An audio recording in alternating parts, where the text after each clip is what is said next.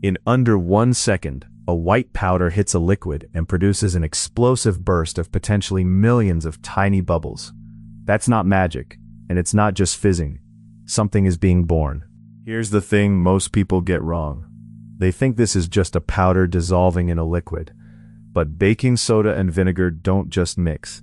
They react and are consumed to make something completely new. Vinegar is acetic acid, about 5% acid dissolved in water.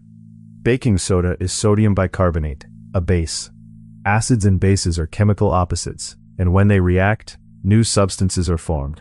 The acid donates a hydrogen ion, a proton, and the base accepts it. That molecular handoff reshuffles every molecule involved and produces 3 brand new substances. Those 3 products are water, sodium acetate, a salt, and carbon dioxide gas. CO2 is the star. It's the gas that creates every single bubble you see. Here's the curiosity gap I promised. Why are there so many bubbles so fast? CO2 is produced faster than the liquid can dissolve it, so it escapes as gas, and it nucleates on every tiny scratch and dust particle in the glass. To picture nucleation, imagine a crowded concert where everyone suddenly runs for the exits at once.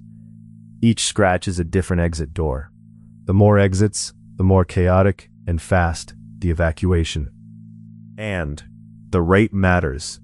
When using typical kitchen amounts of baking soda and vinegar, the reaction can produce CO2 at roughly 100 milliliters of gas per second at peak. That's about half a teacup of gas erupting from your tiny kitchen bowl every second.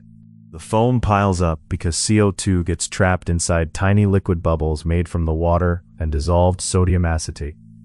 While special molecules called surfactants, like in dish soap, are very good at stabilizing bubbles, in this reaction, the rapid gas production and the inherent surface tension and viscosity of the water solution allow these gas bubbles to persist and pile up as foam.